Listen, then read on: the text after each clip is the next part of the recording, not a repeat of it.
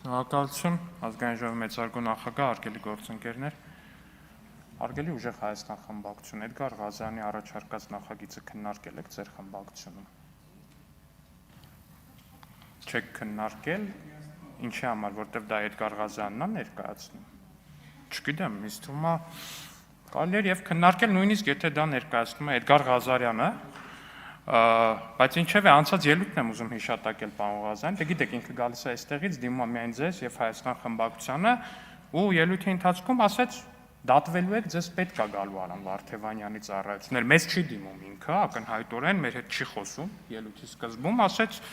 չի մեր ոչ մեր անունն է տալի, ոչ մեզ է դիմում խոսելուց։ Գալիս է ասում է հարգելի ուժեղ Հայաստան եւ Հայաստան դաշինքի անդամ падգամավորներ։ Դուք դատվելու եք եւ Արամ Վարդևանյանը ձեզ պետք է գալու։ Ուզում եմ ասել, պարոն Ղազարյանը ամենայն հավանականությամբ մեծ շանսեր ունի մարգարեանալու։ Տենց հատկություն իր մեջ նկատվում է առհասարակ։ Իհարկե, այնուամենայնիվ պարոն Ղազարյանը ես հասկանում եմ իր շոկը որտեղից է գալի, ինքը պարբերաբար տենց մեր նկարների, մեր տեսանյութերի հետ շատ մեծ բան ունի, փորձ ունի մեր նկարների, տեսանյութերի հետ տենց շփման երկար փորձ ունի, այսօր եկել է իր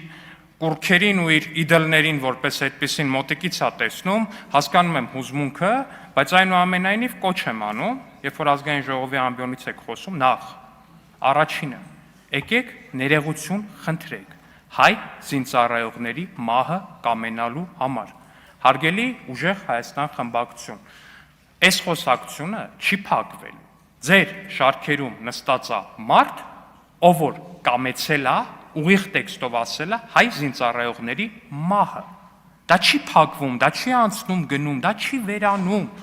Ինչքան դուք այս թեման չնկատելու տակ, դրանից այս թեման չի վերանալու, քանի դեռ այստեղ խմբակցության անունից ներողություն չեք խնդրել։ Շնորհակալություն։